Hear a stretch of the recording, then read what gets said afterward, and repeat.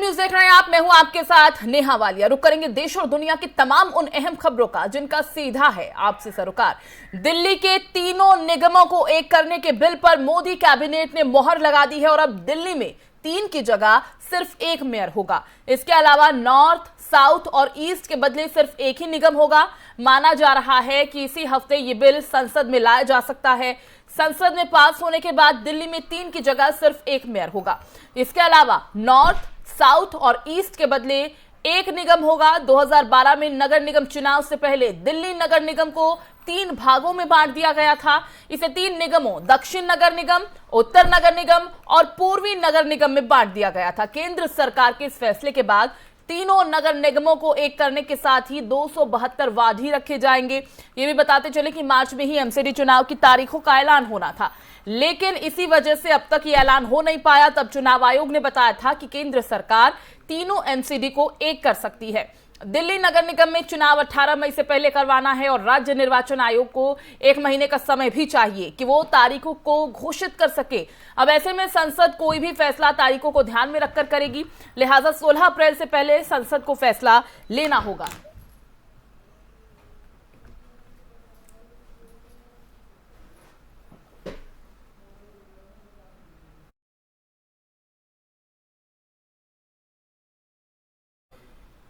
दिल्ली के पूर्व मेयर जयप्रकाश जी है हमारे साथ एमसीडी से। सर बहुत बहुत स्वागत है एफएम न्यूज में आपका। जयप्रकाश जी आवाज मिल पा रही है? बहुत बहुत स्वागत आपका एफएम न्यूज में। सर जो ये फैसला लिया गया है केंद्र सरकार की तरफ से तीनों एमसीडी को एक करने का और अब 3 की जगह एक मेयर होगा, सबसे पहले तो मैं जानना चाहूंगी इस फैसले को आप किस तरह देखते हैं?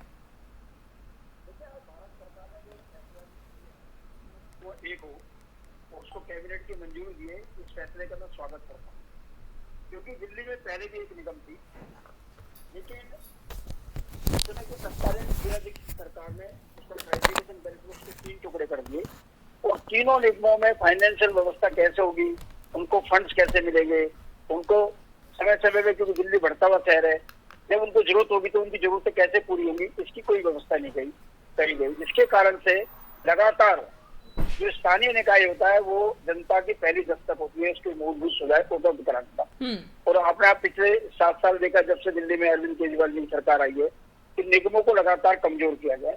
तो मुझे लगता है इस फैसले का हमें सबको स्वागत करना चाहिए। निगमें मजबूत होगी, दिल्ली की जनता को मूलभूत सुविधाएं मिलेंगी और 2.5 करोड़ जनता और 2 लाख निगम के कर्मचारियों में आज खुशी की लहर। जयप्रकाश जी, आप तो इस फैसले का स्वागत करते हुए बहुत खुशी जाहिर कर रहे हैं। आप कह रहे हैं कि जनता के लिए लाभकारी सिद्ध होगा ये फैसला, लेकिन आम आदमी पार्टी बहुत ज्यादा खुश नजर नहीं आ रही है। देखिए, आम आदमी पार्टी तो कभी खुश होती ही नहीं, क्योंकि उन्होंने 7 साल में एक भी ऐसा काम नहीं किया वो जनता को बता सके, क्योंकि आम आदमी पार्टी का शासन दिल्ली के अंदर है और दिल्ली के अंदर उन्होंने 70,000 करोड़ की बजट वाली सरकार ने 7 काम भी नहीं किए। एक भी काम वो अपने उपलब्धि का नहीं बता सकते। अब जब उनकी उपलब्धि कोई नहीं है तो उनको लगता है कि चुनाव हो जाए, ये हो जाए। नगर निगम को कैसे निगम हमें चाहिए, दिल्ली की जनता को कैसे हम निगम देंगे, उस निगम में क्या व्यवस्थाएं होनी चाहिए, सुबह झाड़ू ठीक से लग जाए, प्राथमिक शिक्षा लोगों को ठीक से मिल जाए, प्राथमिक उपचार लोगों का ठीक से हो जाए। नगर निगम आज भी लोगों में भ्रम है। अगर आपका सीवर रुका हुआ है तो लोग कहते हैं नगर निगम का सीवर रुका हुआ है, जबकि वो जल बोर्ड के अंदर आता है। आज ही आपका पानी गंदा है तो लोग कहते हैं कॉर्पोरेशन का गंदा पानी आ रहा है, जबकि वो जल बोर्ड का है। तो ऐसी अनेक भ्रांतियां हैं जिनको दूर करना चाहिए और एक व्यवस्थित निगम, एक मजबूत निगम, आर्थिक रूप से मजबूत निगम वो हमें खड़ी करनी चाहिए और जब चुनाव आएंगे हम चुनाव लड़ेंगे, जीत पाएंगे। ठीक है, आप कह रहे हैं कि एक व्यवस्थित निगम होना चाहिए, आर्थिक तौर पर भी मजबूत होना चाहिए, तमाम तरह की व्यवस्थाएं होनी चाहिए जिससे जनता को परेशानी ना हो, ये आपका कहना है। लेकिन आम आदमी पार्टी की अगर हम बात करें तो वो एमसीडी चुनाव को लेकर भी बहुत हमलावर है बीजेपी पर। उनका कहना है क्योंकि बीजेपी को डर है कि वो एमसीडी चुनाव हार जाएंगे, इसीलिए उन्होंने चुनाव आयोग पर दबाव बनाया है, प्रेशर बनाया है और एमसीडी चुनाव को टाल दिया गया है। देखिए, दिल्ली भाजपा किसी चुनाव से नहीं डरती, ना भाजपा डरती ना दिल्ली भाजपा डरती। अभी आपने देखा 5 राज्यों को चुनाव हुए, 650 से ज्यादा विधानसभाओं के अंदर चुनाव हुआ, तो 450 विधानसभा जीतने वाली देश के अंदर एक ही पार्टी थी जिसका नाम भारतीय जनता पार्टी था। देश के सबसे बड़े राज्य में हम दोबारा चुनकर का है, मणिपुर में हम चुनकर का है, गोवा में तीसरी बार हम सरकार बना रहे हैं, और आपने देखा कि उत्तराखंड में भी हमारी दोबारा सरकार बनी है और वो सरकार बनी है काम के आधार पर। हम लगातार काम कर रहे हैं। नगर निगम में भी पिछले 5 साल में बगैर पैसों के हमने क्या क्या काम किया मैं बता सकता हूँ। कोविड काल के अंदर दिल्ली सरकार जो कि हाथ खड़े करके भागती थी, उस समय अगर किसी ने काम किया तो दिल्ली नगर निगम थी, दक्षिण दिल्ली नगर निगम थी, पूरी नगर निगम थी। हमने 4S फार्मूला उसमें अपनाया, लेकिन दिल्ली के मुख्यमंत्री से हमें कोई सहयोग नहीं मिला। दिल्ली में हमने अस्पताल बनाए, जिसमें हमने कोविड के अस्पताल बनाए, दिल्ली सरकार से मेरे को सहयोग नहीं मिला, बल्कि उल्टा दिल्ली सरकार कोविड काल में बैक कर गई। उन्होंने अपने अस्पतालों को बेड भी घटाए, लोगों को सुविधाएं भी उपलब्ध नहीं कराई और दिल्ली में त्राहिमाम हुआ। इसलिए दिल्ली की निगमों को मजबूत होना बहुत जरूरी है। और मुझे समझ में नहीं आ रहा, अगर दिल्ली की मजबूत निगम होगी तो उसमें आम आदमी को क्या फर्क पड़ता है। अगर दिल्ली सरकार निगमों की चिंता करती तो 7 साल में करती। पिछले 7 साल में 4 साल दर साल निगमों के बजट को कम किया गया। हमारे अनेक प्रकार के ऐसे हेड थे जो हमारे को सीधा जिनका पैसा मिलता था, वो दिल्ली सरकार ने वो सारे हेड खत्म कर दिए। अब जब निगम मजबूत होगी, केंद्र से पैसों की व्यवस्था सीधी होगी, तो हम दिल्ली की जनता को बेहतर सेवा दे पाएंगे। ठीक है, आप कह रहे हैं दिल्ली की जनता को बेहतर सुविधा मिलनी चाहिए, जो कि मिल नहीं पाई है। आम आदमी पार्टी पर जो आरोप लगाए गए हैं आपकी तरफ से, जयप्रकाश जी, किशोर झा जी हैं हमारे साथ, आम आदमी पार्टी से प्रवक्ता हैं आम आदमी पार्टी के। किशोर जी, पहले तो बहुत बहुत स्वागत है FM न्यूज में आपका। धन्यवाद। मैं बता दूं, MCD से पूर्व मेयर जयप्रकाश जी भी हमारे साथ चर्चा में जुड़े हुए हैं और उनका ये कहना है कि जिस तरह से एक व्यवस्थित MCD होनी चाहिए, नगर निगम होना चाहिए, जनता की समस्याओं का समाधान होना चाहिए, आर्थिक रूप से भी मजबूत होना चाहिए, वो हो नहीं पा रहा है। और इसके बावजूद आम आदमी पार्टी को तरक्की से भी परेशानी है, फंड्स को लेकर भी आरोप लगाए जा रहे हैं। ये जो फैसला लिया गया है तीनों नगर निगम को एक करने का, आम आदमी पार्टी इस पर क्या सहमत है, क्या मानना है उनका? देखिए, हमने तो शुरू से इनको कहा है कि भाई आप इन निगमों को 3 भाग में डिवाइड रखिए, आप इन्हें इकट्ठा कर लीजिए, आप इन्हें 6 जगह बांट दीजिए। दिल्ली की जनता को मतलब है दिल्ली में साफ सफाई हो, पूरा समय से उठे, लेंटर माफिया का जो कहर दिल्ली वालों पर टूट रहा है वो ना टूटे, फर्जी नोटिस देके उगाही करने की जो कोशिश की जा रही है वो, तो एक तरीके से ये जो है भाजपा पिछले 15 वर्ष से MCD के अंदर शासन कर रही है। और आपको मैं याद दिला दूं, जयप्रकाश जी को याद दिला दूं कि 2017 में जब पिछला चुनाव उन्होंने लड़ा था तो इन्होंने सबसे पहला जो वादा किया था, मैनिफेस्टो का सबसे पहला वादा था कि हम केंद्र सरकार से फंड लाके MCD को पूरे तरीके से आत्मनिर्भर करेंगे। और ये बताएं कि पिछले 5 साल में केंद्र सरकार से क्या ये 5 रुपए ला पाए?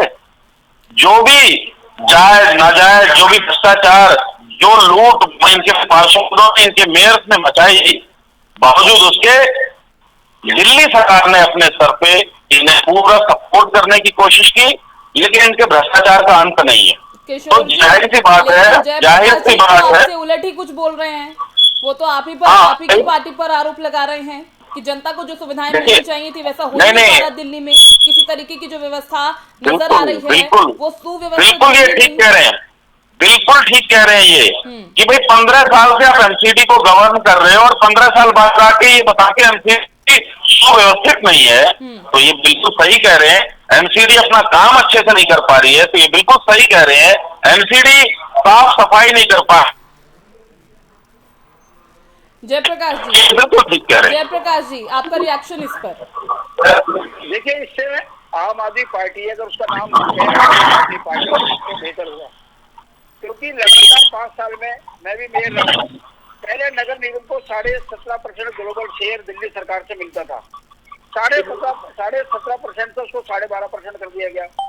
दिल्ली के अंदर LA रोड का हमें फंड मिलता था, कम्युनिटी सेंटर बनाने का फंड हमें मिलता था, रूरल डेवलपमेंट का हमें फंड मिलता था, वो सारे के सारे फंड बंद कर दिए गए।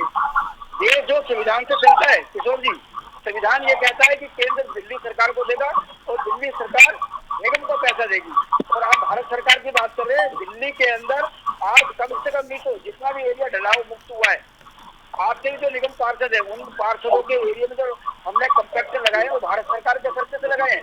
दिल्ली को एयर पोल्यूशन से बचाने के लिए स्वीपर अरे भैया मैकेल स्वीपर जितने भी गाड़ियां चलती है वो भारत सरकार के खर्चे से चलती है। दिल्ली में वो तीनों जो कूड़े के पहाड़ है इनको 10-10, 15-15, 20 फीट अगर हमने कम किया है तो भारत सरकार के सहयोग से कमल मक्खी उड़ने लगाई है। आप बताइए 7 साल में नगर निगम को 1 रुपए का भी सहयोग किया क्या? हाथ काट रहे हो, फंड के नाम से हाथ पैसे काट रहे हो, फंड हाथ काट रहे हो। आप अपने 7 साल की एक उपलब्धि बता दीजिए। दिल्ली सरकार तो 70,000 करोड़ की सरकार है, उसने पानी गंदा आपके समय में आ रहा है, जब बारिश आती है तो दिल्ली डूब जाती है, भर के लोगों के बिजली के बिल आ रहे हैं। एक स्कूल नहीं बनाया, एक कॉलेज नहीं बनाया, एक अस्पताल नहीं बनाया, सड़क में गड्ढा या गड्ढे में सड़क भी आप बता नहीं सकते। नगर निगम ने तो बेहतर काम किया है और कोविड काल में जितना नगर निगम ने काम किया है मैं बता नहीं सकता। आम आदमी शासित दिल्ली सरकार कोविड काल के अंदर होम क्वारंटाइन हो गई थी। पहली लहर के अंदर आपकी सरकार अंदर नहीं आई, दूसरी लहर में आप ऑक्सीजन चिल्लाते रहे। नगर निगम ने अपने अस्पताल बनाए, लोगों को बेड भी उपलब्ध कराए, तो आप ये बताइए कि नगर निगमों को फंड पर आपने क्यों कटौती की? जो 17.5% ग्लोबल शेयर था हमारा, उसको 12.5% क्यों दिया? एक बार हर महीने आता है, आप 8% कमीशन खाते हैं दिल्ली सरकार, वो आप हमारा कमीशन क्यों लेते हो हमारे रेवेन्यू का, और समय को वो क्यों नहीं देते? जब आप निगम को आर्थिक रूप से कमजोर कर दोगे तो निगम चलेगी कैसे? निगम कमाई का साधन नहीं है, निगम को शराब नहीं बेचता, निगम कोई डीजल पेट्रोल पर बैठ से टैक्स नहीं करवाता। हम लोगों को घर से पूरा उठाते हैं और दिल्ली में बेहतर सुविधा देते हैं। तो अगर आप ये करें दिल्ली की सफाई व्यवस्था ठीक नहीं है तो आप दिल्ली के जो 50,000 सफाई कर्मचारी है उनके ऊपर सवालिया निशान खड़ा कर रहे हैं। जो सुबह 4 बजे को 6 बजे आके शहर को साफ करने का काम करते हैं, आप 50,000 सफाई कर्मचारियों पर सवालिया निशान खड़ा कर रहे हैं कि वो दिल्ली के शहर को साफ नहीं करते। किशोर जी, इतने सारे आरोप, इनको क्या कहेंगे आप? क्या जवाब है आपके पास? देखिए, दरअसल क्या है कि ये आरोप नहीं है, ये इनका एक्सेप्टेंस है, ये इनके फेलियर का। जयप्रकाश जी ने फेलियर एक्सेप्ट किया है कि केंद्र सरकार से। जयप्रकाश जी अब मुझे बोलने दीजिए, अब मुझे बोलने दीजिए, मैं आऊंगी अब मुझे बोलने दीजिए, जवाब सुन लीजिए, एक बार जवाब सुन लीजिए। देखिए, इन्होंने खुद कहा कि भाई सफाई कर्मचारी सफाई नहीं कर रहे हैं, ये उनका अपमान है। बिल्कुल सही कह रहे हैं, मैं दोबारा से कह रहा हूँ, ये बिल्कुल सही कह रहे हैं, उनका अपमान है। सफाई कर्मचारियों जयप्रकाश जी कह रहे हैं कि अगर आप सफाई व्यवस्था पर सवाल उठाते हैं तो वो जो सफाई कर्मी है उन पर सवाल उठा रहे हैं, उन पर आप सवालिया निशान लगा रहे हैं। देखिए, मैं सफाई व्यवस्था पे सवाल उठा रहा हूं जिसको नियंत्रित भाजपा के पार्षद करते हैं। वो पार्षद जो सफाई कर्मचारियों से दलाली लेके, मैं साफ शब्दों में कह रहा हूं, सफाई कर्मचारियों से दलाली खा के सफाई व्यवस्था का इन्होंने बेड़ा गर्क किया है। सफाई कर्मचारियों को तनख्वाह नहीं बांटते, समय पे 6-6 महीने, साल भर उनके घर में खर्चा कैसे चल रहा है वो नहीं पूछते, बस उनसे इनको काम चाहिए। तो मुझे बताइए कि ऐसी स्थिति में कौन सफाई कर्मचारी मोटिवेट होगा? कौन सफाई कर्मचारी अपनी जिम्मेदारी को निभाना चाहेगा जब उसको पता है कि 6 महीने में तनख्वाह मिलेगी या साल भर में? इनके पार्षद जो है उन्होंने बड़ी बड़ी बिल्डिंग में मॉल और बड़े होटल बना लिए अपने, और सफाई कर्मचारियों को देने के लिए इनके पास नहीं है। ये बड़ी शर्मनाक स्थिति है। आप इनके स्कूलों में विजिट कीजिए, एमसीडी के जो संचालित स्कूल है वहां। लेकिन किशोर जी इस तरह एक दूसरे पर अगर हम आरोप बढ़ते रहेंगे तो आरोप की बात नहीं है, मैं आरोप नहीं लगा रहा हूँ, मैं आरोप नहीं लगा रहा हूँ, मैं तो आपको आमंत्रित कर रहा हूँ। आप अपने दर्शकों को चल के दिखाइए कि एमसीडी के स्कूलों की क्या दुर्गति है।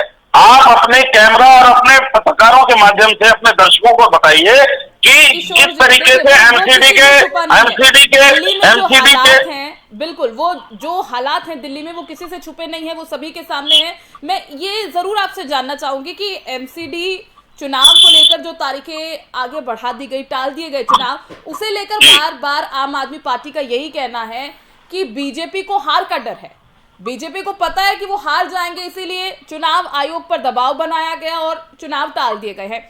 उसके पीछे कारण ये बताया जा रहा था कि तीनों नगर निगम को एक करना चाह रहे हैं, इसीलिए थोड़ा वक्त मांगा गया है। और अब जब ये फैसला हो चुका है, कैबिनेट में इस पर मोहर भी लग गई है, अब आपको क्या लगता है कि अब जल्दी चुनाव संपन्न होंगे और अब क्या फैसला होने वाला है जनता का? क्योंकि आप लोग तो बहुत आश्वस्त नजर आ रहे हैं।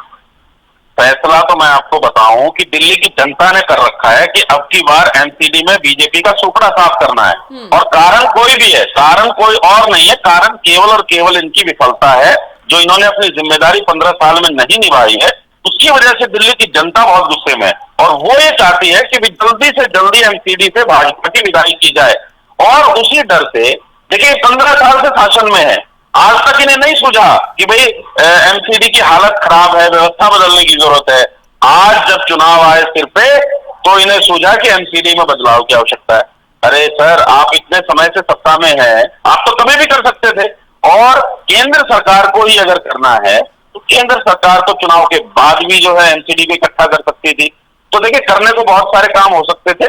मेरा ये मानना है कि अब भी इन्हें बिना किसी देर के जो निर्धारित चुनाव की तारीख है, जिस तो प्रकार से इन्होंने चुनाव आयोग से, आप ये कह रहे हैं कि तीनों नगर निगम को एक करना ये सिर्फ एक बहाना था सरकार का? बिल्कुल बहाना था, बिल्कुल बहाना था, बिल्कुल बहाना था।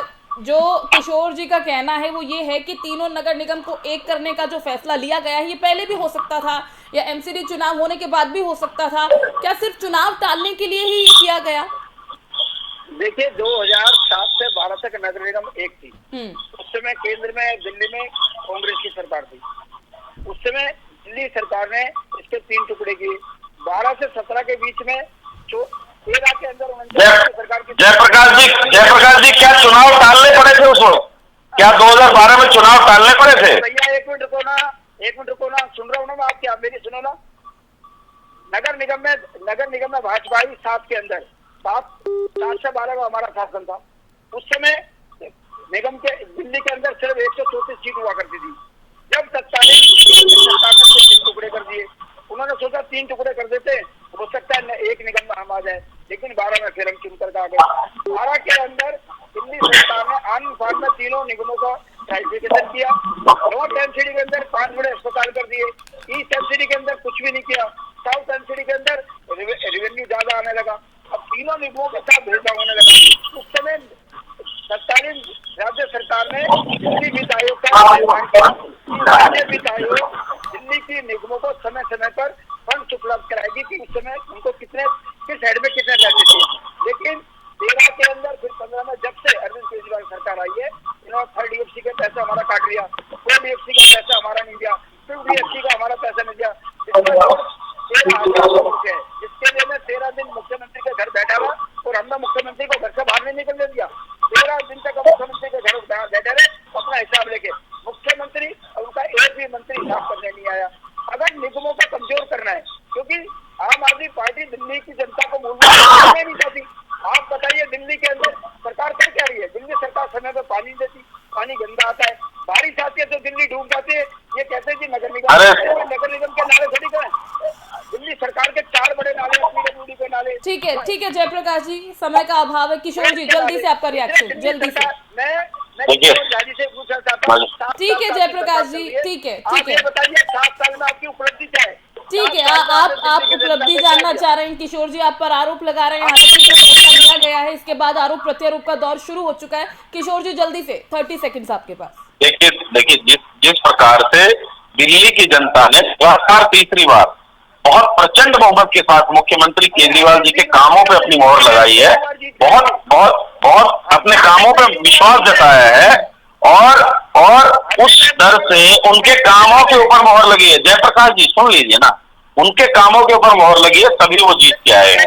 ठीक है, तो आप संवैधानिक व्यवस्थाओं का आदर कीजिए, संवैधानिक व्यवस्थाओं का आदर कीजिए, और चुनाव जो है, चुनाव आयोग को गलत तरीके से प्रेशराइज करके डरा के ये जो चुनाव टालने का आपका षड्यंत्र है, इससे दिल्ली का कोई फायदा नहीं होगा। के साथ दिल्ली का कोई फायदा नहीं। का भी आदर करना बहुत ज्यादा जरूरत है इसकी, क्योंकि बार बार संवैधानिक संस्थाओं पर ही सवाल उठाए जाते हैं। चुनाव आयोग पर आम आदमी पार्टी की तरफ से कई बार सवाल उठाए गए हैं। खैर, आप दोनों का बहुत बहुत शुक्रिया हमारे साथ जुड़ने के लिए। धन्यवाद। फैसला लिया गया है, इसे लेकर आम आदमी पार्टी एक बार फिर मुखर होती नजर आ रही है। दूसरी तरफ केंद्र सरकार का ये जो फैसला लिया गया है, बीजेपी इसके पक्ष में है और इसके बाद आरोप प्रत्यारोप का दौर भी शुरू हो चला है। आपको बता दें कि दिल्ली बीजेपी अध्यक्ष आदेश गुप्ता ने इस फैसले का स्वागत किया है और वहीं आम आदमी पार्टी की विधायक आतिशी मालेना ने केंद्र सरकार पर हमला बोला। उन्होंने कहा कि यह सरकार केजरीवाल से डरती है। क्या कुछ उन्होंने कहा, आपको सुनवाते हैं। तीनों निगमों के एकीकरण का केंद्रीय कैबिनेट द्वारा लिया गया फैसला बहुत ही स्वागत योग्य कदम है और इस फैसले से निगम मजबूत होगा। निगम दिल्ली की जनता के लिए बेहतर काम कर पाएगा। तीनों निगमों में जिस तरह से पिछली दिल्ली सरकार ने 7 वर्षों में निगम को फंड नहीं देकर निगम का काम रोकने की कोशिश की, अब निगम जब एक होगा तो दिल्ली वासियों को बेहतर सफाई व्यवस्था, बेहतर प्राइमरी एजुकेशन, बेहतर प्राइमरी हेल्थ और इसके साथ साथ पार्कों की व्यवस्था अच्छी मिलेगी, कम्युनिटी सेंटर की व्यवस्था अच्छी मिलेगी और विशेष रूप से दिल्ली की जो छोटी छोटी गलियों में निर्माण कार्य होने हैं, सड़कों के निर्माण कार्य होने हैं, नाले नालियां बनने हैं, उन कामों में व्यवस्थाएं अच्छी होंगी और दिल्ली नगर निगम में लगभग 2.5 लाख सफाई कर्मी और टीचर्स और निगम के कर्मी काम करते हैं, उनको समय पर सैलरी मिलेगी ताकि उनका जीवन भी सुगम होगा। केंद्रीय कैबिनेट द्वारा लिए गए इस फैसले का भारतीय जनता पार्टी स्वागत करती है। इससे दिल्ली नगर निगम मजबूत होगा, दिल्ली की व्यवस्थाएं बेहतर होंगी और दिल्ली हमारा देश की राजधानी बेहतर बनेगा। आइए हम सब मिलकर दिल्ली को स्वच्छ और बेहतर दिल्ली बनाएं और हम सब लोग दिल्ली वासी मोदी जी के साथ चलें। अरविंद केजरीवाल से डर लगता है क्योंकि उन्हें पता है कि उनका 15 साल का भ्रष्टाचार, उनके पार्षदों की 15 साल की चोरी, 15 साल से दिल्ली को कूड़े का ढेर बनाना, 15 साल से दिल्ली के सामने 3 कूड़े के पहाड़ बनाना दिल्ली की जनता ने देखा है। और दूसरी तरफ दिल्ली की जनता ने पिछले 7 साल में केजरीवाल मॉडल ऑफ गवर्नेंस देखा है कि किस तरह से दिल्ली में बिजली फ्री, पानी फ्री, अच्छे सरकारी स्कूल, मोहल्ला क्लिनिक में इलाज फ्री, महिलाओं के लिए बस का टिकट फ्री, बुजुर्गों के लिए तीर्थ यात्रा फ्री। एक तरफ अरविंद केजरीवाल की सरकार है जो जनता की जेब में पैसा डालती है और दूसरी तरफ एमसीडी में भाजपा की सरकार है जो अपने भ्रष्टाचार में लिप्त होके रोज जनता का पैसा लूटती है। आज जो एमसीडी के यूनिफिकेशन का बिल कैबिनेट में आया है, बिल हमारे सामने नहीं है तो उस पर स्पेसिफिक टिप्पणी हम नहीं कर रहे हैं, लेकिन हमारी ये डिमांड है कि चुनाव अपनी तारीख के हिसाब से होने चाहिए। चुनाव पोस्टपोन करना, चुनाव को डिले करना गैर संवैधानिक है। हम अपने देश के इतिहास को याद करें तो इस देश के इतिहास में सिर्फ एक बार चुनाव टाले गए हैं और वो तब था जब इस देश में इमरजेंसी लागू हुई थी। वो तब था जब इंदिरा गांधी जी को लग रहा था कि वो चुनाव हार जाएंगी और वो देश में इमरजेंसी लेके आ गई कि चुनाव टाल दिए जाए। और आज भाजपा भी वही करने की कोशिश कर रही है क्योंकि उन्हें पता है कि वो चुनाव हारने वाले हैं तो वो चुनाव को टालने की कोशिश कर रहे हैं। लेकिन आज ये इसलिए जरूरी मुद्दा है, देखिए चुनाव आज हो, 3 महीने बाद हो या 6 महीने बाद हो, चुनाव जीतने तो आम आदमी पार्टी ने ही है क्योंकि दिल्ली की जनता अरविंद केजरीवाल को एमसीडी में चाहती है। लेकिन ये चुनाव को स्थगित करना इसलिए खतरनाक है क्योंकि आज एमसीडी में चुनाव। सीएम की कमान संभालते ही पंजाब के सीएम भगवंत मान एक्शन मोड में नजर आ रहे हैं। आज पंजाब के सीएम मान ने स्थायी कर्मचारियों के लिए बड़ी घोषणा की है। उन्होंने ऐलान किया कि करीब 35,000 अस्थायी कर्मचारियों को पक्का किया जाएगा। इससे ग्रुप सी और ग्रुप डी के अस्थायी कर्मचारियों को फायदा होगा जो पंजाब में कॉन्ट्रैक्ट पर चल रहे थे।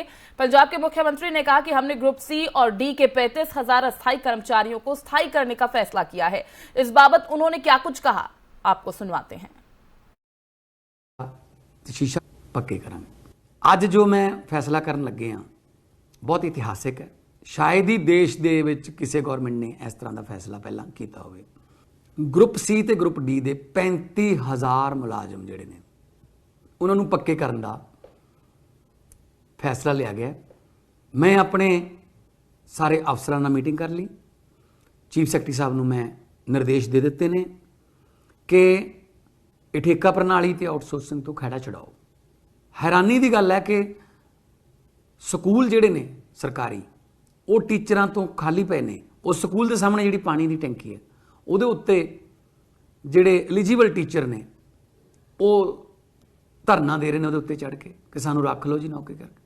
ਇਹ ਨਹੀਂ ਹੈਗਾ ਕੋਈ ਨਵੀਆਂ ਜੌਬਸ ਕ੍ਰੀਏਟ ਕਰਨੀਆਂ ਨੇ, ਹਜੇ ਉਹ ਵੀ ਕਰਾਂਗੇ, ਪਰ ਪਹਿਲਾਂ ਜੇ ਪੁਰਾਣੀਆਂ ਨੂੰ ਹੀ ਭਰ ਦਈਏ ਤਾਂ ਬਹੁਤ ਸਾਰੇ ਜਿਹੜੇ ਬੇਰੁਜ਼ਗਾਰ ਨੇ ਉਹਨਾਂ ਦੇ ਘਰਾਂ ਦੇ ਵਿੱਚ ਚੁੱਲ੍ਹੇ ਦੀ ਅੱਗ ਜਿਹੜੀ ਹੈ ਬਣ लगू, ਉਹਨਾਂ ਦੇ ਘਰਾਂ 'ਚ खुशियां आउणगियां।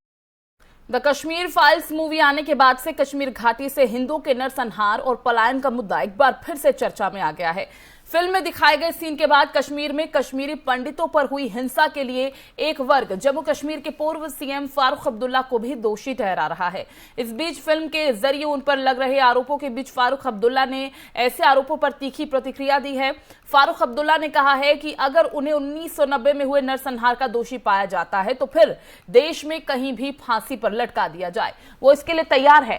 सच बाहर आ जाएगा अगर आप इसकी जांच के लिए किसी ईमानदार जज को नियुक्त करें और कमेटी बनाएं। उन्होंने कहा कि कमेटी की रिपोर्ट के बाद आप जान जाएंगे कि इसके लिए आखिर जिम्मेदार कौन था। उन्होंने कहा कि कश्मीरी पंडितों के अलावा सिखों और मुस्लिमों के साथ भी उस दौर में क्या कुछ हुआ, ये जानकारी सामने आनी चाहिए। अब्दुल्ला ने कहा कि मेरे विधायकों, कार्यकर्ताओं और मंत्रियों ने उनके शवों को पेड़ों से उतारा था। यही नहीं, फारूक अब्दुल्ला ने विवेक अग्निहोत्री के निर्देशन में बनी फिल्म द कश्मीर फाइल्स पर भी टिप्पणी की। उन्होंने कहा कि ये एक प्रोपेगेंडा मूवी है, इसने उस स्टडीज का एक पक्ष दिखाया जिसमें हिंदू और मुस्लिम सभी लोगों को झेलना पड़ा था। उस घटना पर आज भी मेरा दिल रोता है। राजनीतिक दलों के कुछ तत्व ऐसे थे जो जातीय नरसंहार में यकीन करते थे।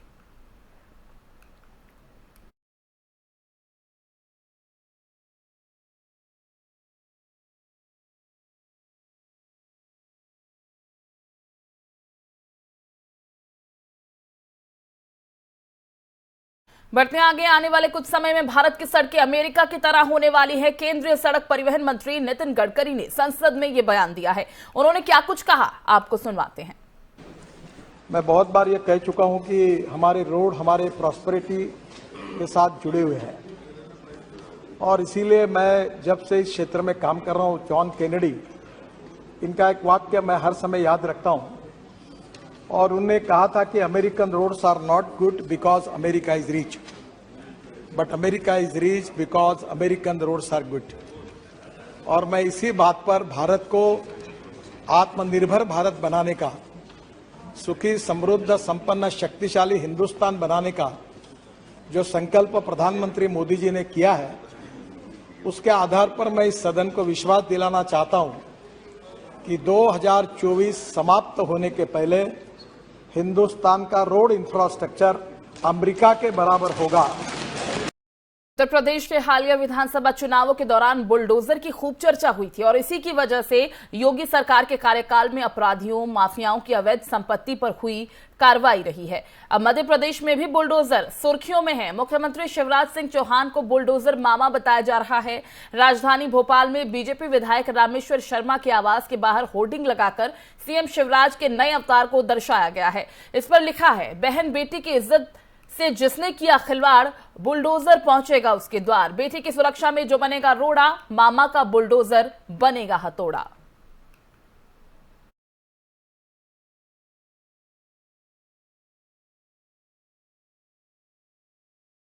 बिहार के पूर्व मुख्यमंत्री लालू प्रसाद यादव की मंगलवार को अचानक तबियत बिगड़ गई। चिकित्सकों की सलाह पर लालू यादव को रांची से एयर एम्बुलेंस से दिल्ली लाया जा रहा है।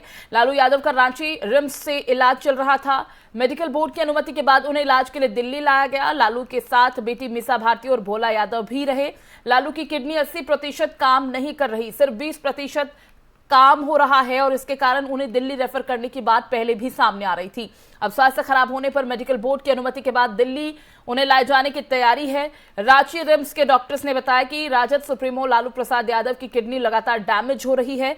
पेइंग वार्ड में भर्ती आरजेडी अध्यक्ष की किडनी में जो इन्फेक्शन है वो काफी है, फंक्शन का स्तर गिर रहा है। ऐसे में लालू के स्वास्थ्य पर बुरा प्रभाव पड़ रहा है। चिकित्सकों का कहना है कि अगर हालात में सुधार नहीं हुआ तो डायलिसिस कराया जाएगा।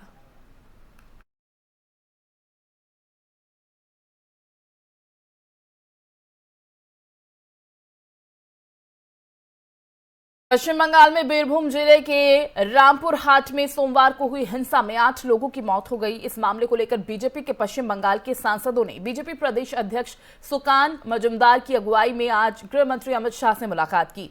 मुलाकात के बाद सांसदों ने दावा किया कि अमित शाह ने अधिकारियों को निर्देश दिया है कि 72 घंटे में इस पूरे मामले में राज्य सरकार से रिपोर्ट तलब की जाए। पश्चिम बंगाल के डीजीपी मनोज मालवीय ने मंगलवार दोपहर को बताया कि इस हिंसा में 10 नहीं बल्कि 8 लोगों की मौत हुई है। उन्होंने कहा कि आज सुबह एक घर से 7 शव बरामद हुए। ये भी बताया कि इस मामले की जांच के लिए विशेष जांच दल का गठन भी किया गया है। बंगाल के डीजीपी ने बताया कि कल रात टीएमसी नेता बहादुर शेख की हत्या की खबर के 1 घंटे बाद पास के 7 से 8 घरों में आग लगा दी गई। उन्होंने कहा कि इस मामले में 11 लोगों को गिरफ्तार कर लिया गया है।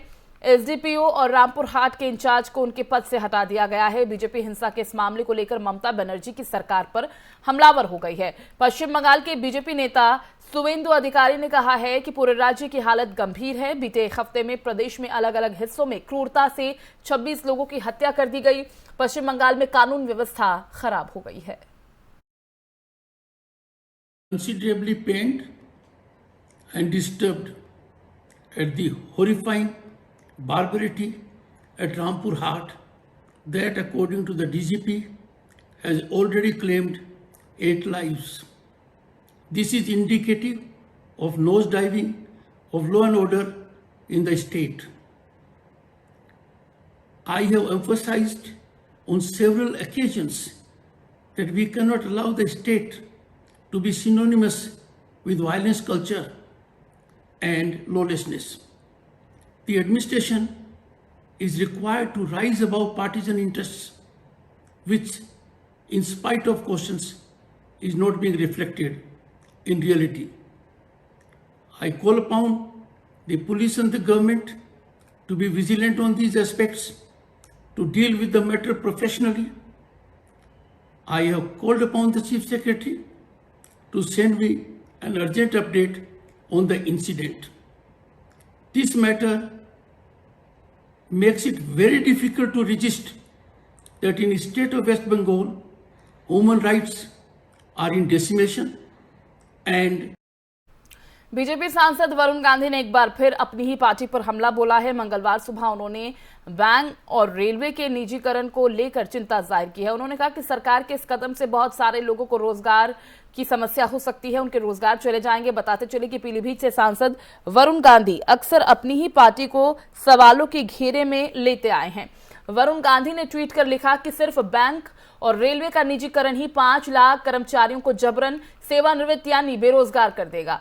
समाप्त होती हर नौकरी यानी खत्म होती हर नौकरी के साथ ही लाखों परिवारों की उम्मीदें खत्म हो जाती हैं। सामाजिक स्तर पर आर्थिक असमानता पैदा कर एक लोक कल्याणकारी सरकार पूंजीवाद को बढ़ावा नहीं दे सकती। बताते चले कि इससे पहले राहुल गांधी समेत विपक्ष के कई नेता यही बात कहकर बीजेपी सरकार को घेरते रहे हैं। भारत का रेल नेटवर्क दुनिया का सबसे बड़ा नेटवर्क है। इसमें 13 लाख से ज्यादा लोग काम करते हैं। बीते साल जब ज्यादा सवाल उठे तो रेल मंत्री पीयूष गोयल ने कहा था कि रेलवे का निजीकरण कभी नहीं होगा।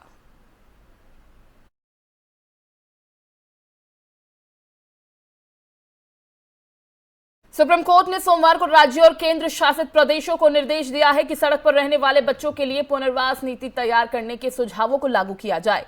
साथ ही यह भी कहा कि यह कागज पर नहीं रहना चाहिए। जस्टिस एल नागेश्वर राव और जस्टिस बीआर गवई की पीठ ने कहा कि अब तक सिर्फ 17,914 सड़क पर रहने वाले बच्चों के बारे में जानकारी दी गई, जबकि उनकी अनुमानित संख्या 15 से 20 लाख है। शीर्ष अदालत ने दोहराया कि संबंधित अधिकारियों को राष्ट्रीय बाल अधिकार संरक्षण आयोग के वेब पोर्टल पर जरूरी सामग्री को बिना किसी चूक के अपडेट करना होगा। शीर्ष अदालत ने यह भी कहा कि बच्चों को बचाना कोई अस्थायी कवायद नहीं है और यह सुनिश्चित किया जाना चाहिए कि उनका पुनर्वास किया जाए। पीठ ने कहा कि हमने उन सुझावों की सावधानी पूर्वक जांच की है जो सभी स्थितियों से निपटने के लिए प्रकृति में व्यापक है। राज्य सरकारों द्वारा सुझाए गए कुछ संशोधन के अधीन एनसीपीसीआर द्वारा दिए गए सुझावों को राज्य सरकारों केंद्र शासित प्रदेशों द्वारा लागू किया जाएगा। एनसीपीसीआर को सुझावों के कार्यान्वयन की निगरानी के लिए महीने में एक बार समय समय पर समीक्षा करने का निर्देश दिया जाता है।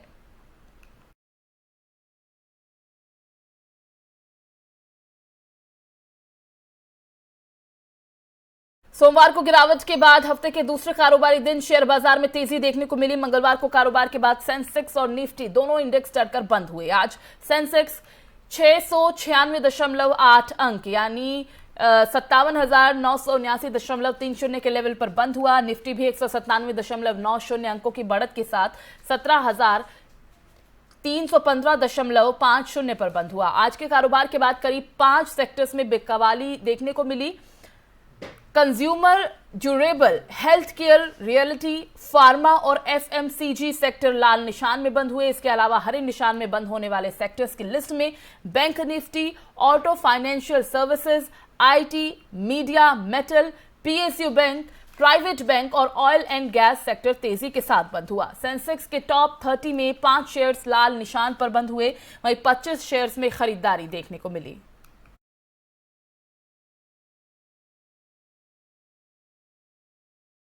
बीड़ जिले के मजलगांव तहसील के गांव अडोला के किसान रामराव जाधव के ग्रुप नंबर 4 में 5 एकड़ गन्ने के खेत में शॉर्ट सर्किट की वजह से आग लग गई, जिसके कारण लाखों रुपए का नुकसान हुआ। देखा जा रहा है किसी वजह से किसान फांसी पर लटकते हैं। बीड़ जिले में गन्ना चीनी मिल के चेयरमैन बाहर से गन्ना आयात कर रहा है, जिससे स्थानीय किसानों का गन्ना लेने में देरी हो रही है। किसानों के बीच चल रही जो चर्चा है कि चेयरमैन मनमानी कर रहा है, इसीलिए चीनी आयुक्त को बीड़ जिले की फैक्ट्री का दौरा करना चाहिए।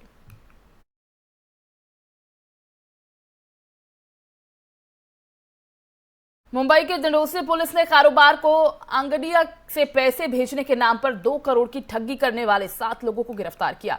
कारोबारी जो मुंबई में बिजनेस के सिलसिले से अपने पास 2 करोड़ कैश रखे हुए था, बिजनेस का काम न होने से कारोबारी को अगरिया से पैसे आसाम के अपने रिश्तेदार के पास भेजने थे, जिससे कारोबारी को दुर्गा चौड़नेकर ने अपने झांसे में लेकर दोस्त की एजेंसी से मालाड लेकर वो गया, जहां से पैसे भेजने के नाम पर 2 करोड़ की ठगी कर ली। डिंडोसी पुलिस ने 2 टीम तैयार कर ठगी करने वाले की तलाश शुरू कर दी, जिसमें पुलिस को जांच में पता चला कि आरोपी ने अपना नाम भी फर्जी बता रखा था। पुलिस ने मुख्य आरोपी मुरली कुलबुर्गी को बैंगलोर, अमोल कांबले को धारावी, रुपेंद्र अरोरा को गोवा, निसार अहमद को तलोजा, इकबाल शेख को डोंगरी, दुर्गा चौड़नेकर को कल्याण और यशवंत सिन्हा को अंबिवली से गिरफ्तार किया है।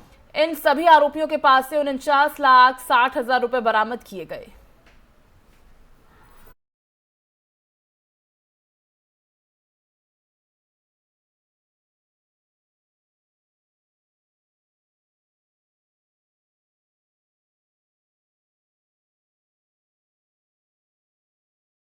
धौलपुर जिले की कोतवाली पुलिस ने देर रात को गश्त के दौरान रास्ते से गांजे से भरी स्कॉर्पियो गाड़ी को पकड़ा है। स्कॉर्पियो गाड़ी से पुलिस ने 72 किलो 600 ग्राम गांजा बरामद किया। गाड़ी हाईवे पर खराब हो गई थी, लेकिन पुलिस के गश्ती दल को देखकर तस्कर मौके से फरार हो गए। गाड़ी नंबर से पुलिस ने आरोपियों की तलाश शुरू कर दी। कोतवाली थाना एसएचओ आध्यात्म गौतम ने बताया कि देर रात को होली के त्योहार को लेकर ए श्रेणी की नाकाबंदी चल रही थी। इस दौरान मध्य प्रदेश बॉर्डर स्थित सागरपाड़ा चेकपोस्ट के पास एक स्कॉर्पियो संदिग्ध तौर पर खड़ी होने की सूचना मिली। पुलिस ने बताया कि मौके पर पहुंची पुलिस को स्कॉर्पियो से गांजे की खुशबू आती मिली, जिस पर पुलिस ने गाड़ी को चेक किया तो उसमें 72 किलो 600 ग्राम गांजा बरामद हुआ था। गाड़ी के सड़क पर खराब हो जाने की वजह से तस्कर उसे मौके पर ही छोड़कर भाग निकले। पुलिस ने बताया कि भोपाल नंबर की स्कॉर्पियो होने की वजह से संभावना जताई जा रही है कि तस्कर भोपाल मध्य प्रदेश से उत्तर प्रदेश की तरफ गांजा तस्करी करके ले जा रहे थे, पर राजस्थान में एंट्री होते ही गाड़ी खराब हो गई। मामले को लेकर पुलिस ने बताया कि स्कॉर्पियो से जब्त गांजे को सील कर दिया गया है। पूरे मामले में स्कॉर्पियो के नंबर के आधार पर तस्करों की तलाशी की जा रही है, जिन्हें शीघ्र ही गिरफ्तार भी कर लिया जाएगा।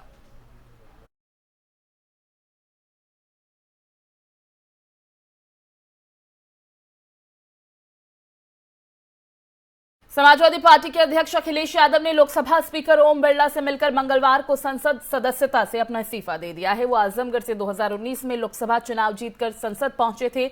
इसके साथ ही पार्टी के नेता आजम खान ने भी संसद सदस्यता से अपना इस्तीफा दे दिया है। अखिलेश यादव पहली बार यूपी विधानसभा चुनाव में करहल सीट से किस्मत आजमाने उतरे थे। अब उन्होंने लोकसभा सदस्यता से इस्तीफा देकर विधानसभा में विपक्ष की भूमिका निभाने का फैसला किया है।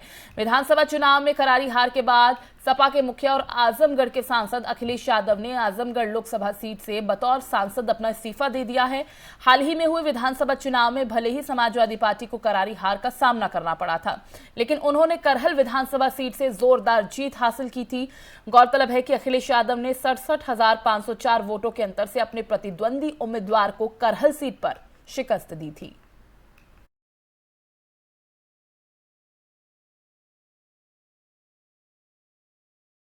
कांग्रेस की असंतुष्ट गुट G23 को मनाने की कोशिश कांग्रेस नेतृत्व ने शुरू कर दी है। इसके लिए सोनिया गांधी और राहुल गांधी दोनों एक्टिव हो गए हैं। पिछले कुछ दिनों से जिस तरह से मुलाकातों का सिलसिला जारी है, ऐसा लग रहा है कि जल्द ही कांग्रेस की अंतर्कलह थम सकती है। बताते चलें कि G23 गुट के नेता लगातार कांग्रेस नेतृत्व, कांग्रेस की कार्यशैली में बदलाव की मांग कर रहे हैं और आज इसी सिलसिले में G23 के कुछ नेता कांग्रेस अध्यक्ष सोनिया गांधी से मिलने पहुंचे थे।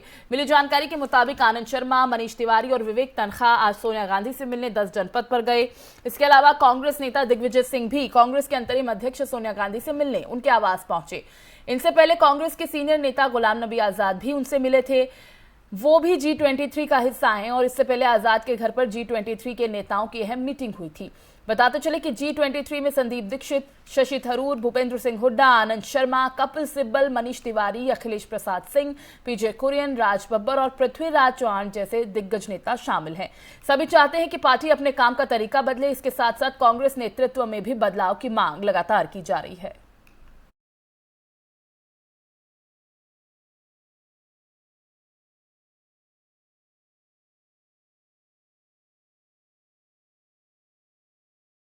शहीद आजम भगत सिंह के शहादत दिवस से ठीक एक दिन पहले दिल्ली के मुख्यमंत्री अरविंद केजरीवाल ने बड़ा ऐलान किया है। सीएम केजरीवाल ने कहा कि दिल्ली सरकार सैनिक स्कूल खोलने जा रही है, जिसका नाम शहीद भगत सिंह के नाम पर रखा जाएगा।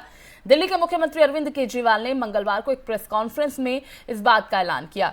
सीएम अरविंद केजरीवाल ने कहा कि भगत सिंह की शहादत दिवस पर ये मैं जिक्र कर रहा हूं कि दिसंबर 2020 में हमने जो घोषणा की थी कि हम दिल्ली में एक ऐसा स्कूल बनाएंगे जिसमें फौज, एनडीए जैसी आर्म्ड फोर्सेस के लिए तैयारी की जाएगी। उसका नाम शहीद Bhagat Singh armed forces school होगा। क्या कुछ उन्होंने कहा, आपको सुनवाते हैं। शहीद आजम भगत सिंह का शहादत दिवस है। कल ही के दिन भगत सिंह, राजगुरु, सुखदेव तीनों को फांसी पर लटका दिया गया। तीनों ने देश के लिए, देश को आज़ाद कराने के लिए अपनी जान कुर्बान कर दी। इस मौके के ऊपर दिल्ली सरकार आज एक महत्वपूर्ण घोषणा करने जा रही है। आप सबको पता है कि 20 दिसंबर पिछले साल 20 दिसंबर 2021 को हमने कैबिनेट ने निर्णय लिया था और हमने ऐलान किया था कि दिल्ली में एक स्कूल बनाएंगे, ऐसा स्कूल बनाएंगे जहां पे बच्चों को फौज में भर्ती होने की ट्रेनिंग दी जाएगी। उनको ट्रेनिंग दी जाएगी ताकि वो एनडीए में, नेवी में, एयरफोर्स में भर्ती हो सकें। उसके लिए उनको तैयार किया जाएगा। एक स्पेशल किस्म का स्कूल तैयार किया जाएगा। उस स्कूल का नाम हमने तय किया है कि उस स्कूल का नाम शहीद आजम भगत सिंह के नाम पे रखा जाएगा। उस स्कूल का नाम होगा Shaheed Bhagat Singh armed forces preparatory school. Shaheed Bhagat Singh armed forces preparatory school. ये स्कूल पूरी तरह से फ्री होगा, सब कुछ फ्री होगा, रेजिडेंशियल होगा, यानी कि जितने भी बच्चे उसमें एडमिशन लेंगे वो सारे वहीं पे उनको हॉस्टल में रहना होगा। लड़कों का अलग हॉस्टल होगा, लड़कियों का अलग हॉस्टल होगा।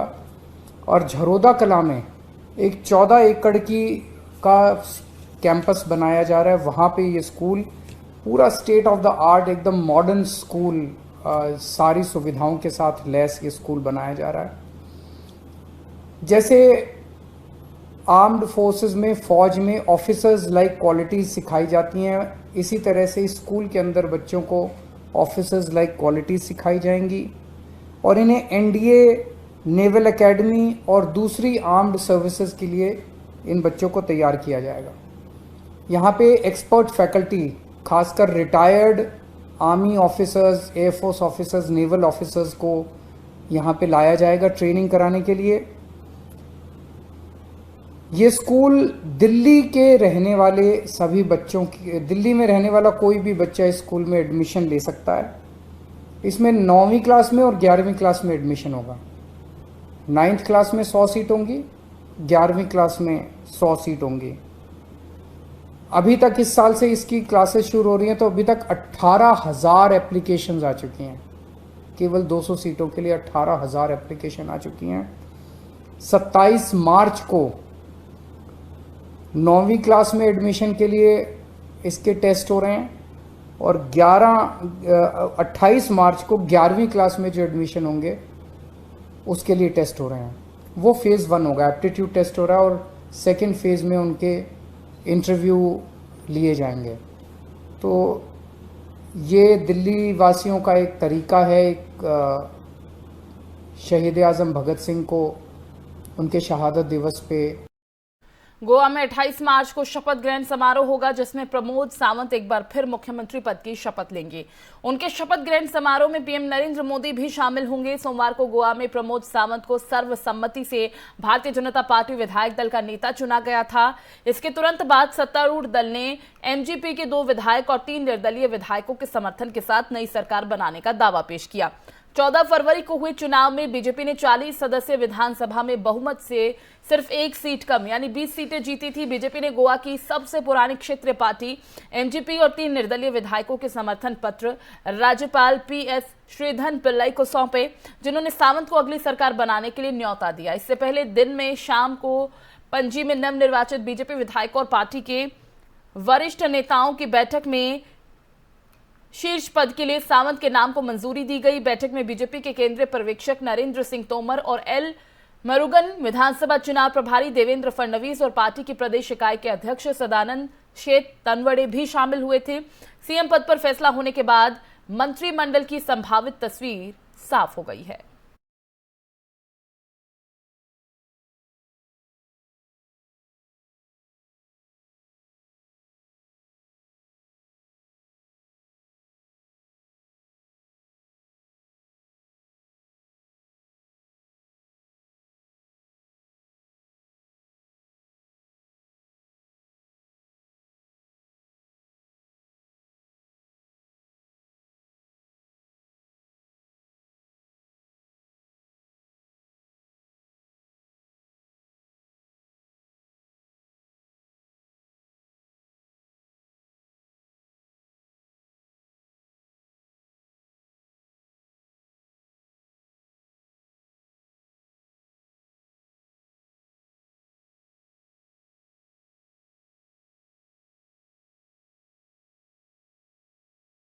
बढ़ते आगे, पेट्रोल और डीजल के बढ़ते दामों पर समाजवादी पार्टी सांसद जया बच्चन ने प्रतिक्रिया देते हुए अखिलेश यादव का जिक्र किया।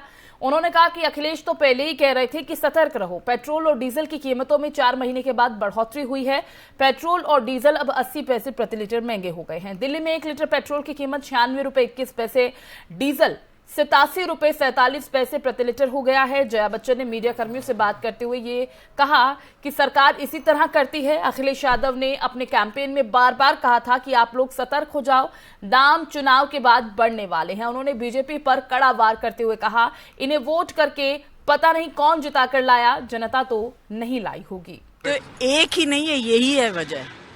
ये सरकार जो है ये इसी तरह करती है और अखिलेश यादव ने बार बार अपने कैंपेन में यही कहा कि यही दाम जो है इलेक्शन के बाद बढ़ने वाले हैं, आप लोग सतर्क हो जाइए।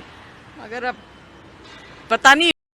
बढ़ते आगे, रूस यूक्रेन जंग के बीच रूसी राष्ट्रपति पुतिन की सीक्रेट गर्लफ्रेंड को लेकर एक चौंकाने वाली खबर सामने आई है। पुतिन की कथित गर्लफ्रेंड और एक्स जिम्नास्ट अलीना काबेवा की स्विट्जरलैंड में छिपे होने का दावा किया जा रहा है। रूस, यूक्रेन और बेलारूस के लोगों ने अलीना के खिलाफ एक ऑनलाइन पिटीशन शुरू की है, जिसमें उन्होंने स्विट्जरलैंड से बाहर निकालने की उनकी मांग की जा रही है। दावे के मुताबिक अलीना अपने 3 बच्चों के साथ एक लग्जरी विला में छिपी है। इस पिटीशन के सपोर्ट में अब तक 50,000 से ज्यादा लोग साइन कर चुके हैं। अलीना की उम्र 38 साल है और वो एक ओलंपिक गोल्ड मेडलिस्ट हैं। अलीना रूस की सबसे लचीली महिला के तौर पर जानी जाती हैं। वो पुतिन की यूनाइटेड रशिया पार्टी की सांसद भी रह चुकी हैं।